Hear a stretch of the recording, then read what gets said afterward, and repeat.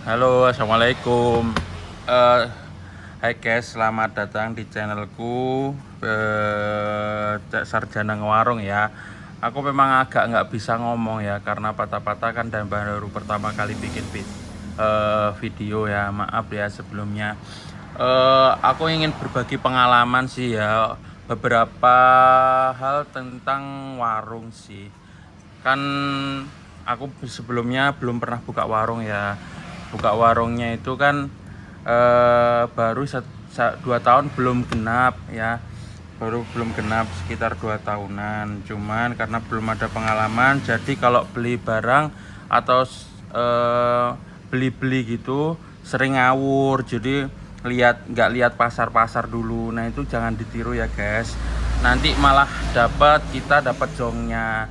Kayak misalnya tuh kayak susu ini. Nih aku waktu itu kan ada yang nyari tuh. Nah, aku ikutin saran-saran yang ada di video di beranda di sebelah di video-video sosial media tuh, katanya kalau ada orang yang tanya sebisa mungkin kita sediain besoknya, nanti orangnya pas balik lagi akan beli di kita. Ternyata enggak begitu konsepnya, enggak semudah itu.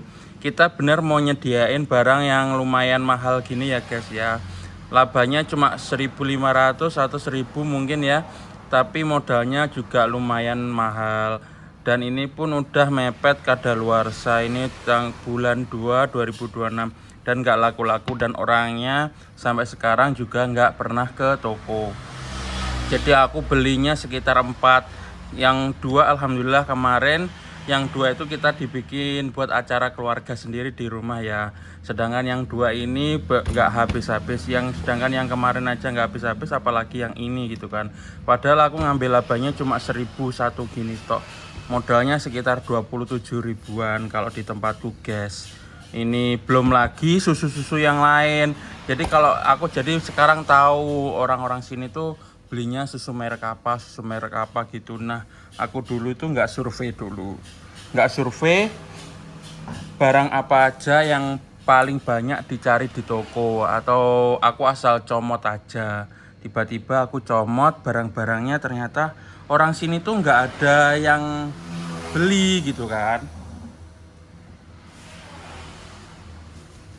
Jadi banyak barang-barang yang harus diretur gitu. Nggak tahu sih ini bisa diretur atau enggak.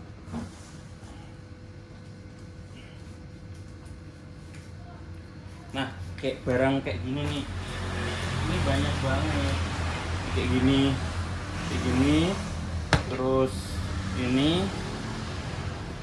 ini tuh udah kadaluarsa, ini bull tahun kemarin. Sedangkan aku kan nggak punya sales ya kalau di susu ini, dan di susu ini tuh nggak punya sales. Jadi aku belinya tuh di grosiran, di tempat yang besar gitu.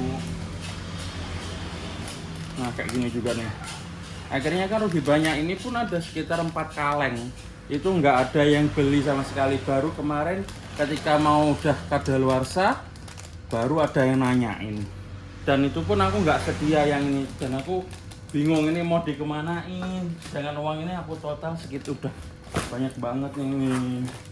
Ini 1 2 3 6, belum yang ini, belum yang gede yang ukuran berapa nih, 500 ml tuh. Bingung kan mau dikemanain. Kalau mau dimakan ini banyak lagi udah kadaluarsa juga. Sempat bingung ini mau kemana, terus aku tanya ke pihak grosirnya, katanya tuh bisa diretur tapi titip dulu ya, nanti dikabarin kalau misalnya bisa diretur gitu. Kabarnya sih gitu, tapi ya nggak apa-apa sih, daripada dibuang ya kan.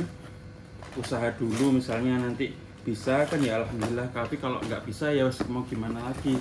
Itulah pentingnya kita survei pasar terlebih dahulu, jangan langsung asal-asal jualan. Kita punya uang tiba-tiba jualan, kita punya modal tiba-tiba jualan, itu jangan. Lebih baik kita survei pasar dulu. Di sini tuh yang paling laku apa, yang merek apa, kayak gitu, biar nggak botok kayak gini.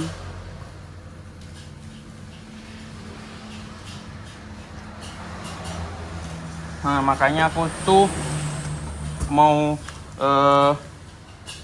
sekarang aku sadarnya itu sekarang baru kerasa, oh ternyata dengan kejadian seperti ini tuh aku harus lebih hati-hati, apalagi yang barang yang tidak ada salesnya. Kalau ada salesnya kan bisa ditukar di salesnya, biasanya gitu.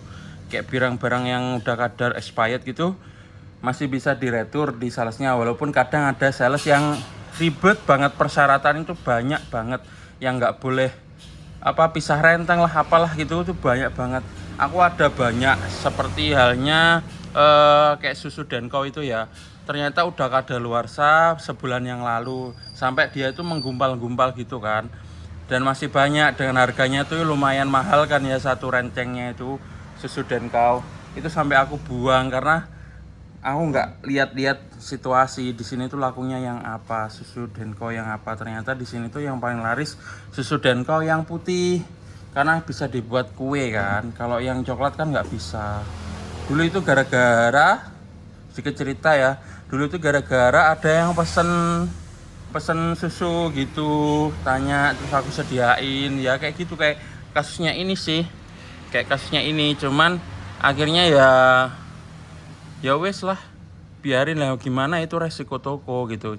Jadi kalau toko itu dibilang selalu laba itu enggak ya, karena kita harus berani ngambil resiko barang itu laku atau tidak nantinya gitu di pasar kita gitu kan. Kita diusahakan harus punya toko yang lengkap gitu, maksudnya lengkap itu enggak semuanya barang ada, tapi kalau orang masuk nyari sesuatu itu barang itu ada gitu, jadi enggak bikin kecewa orang. Itu kan yang bagus tuh kan kayak gitu toko-toko.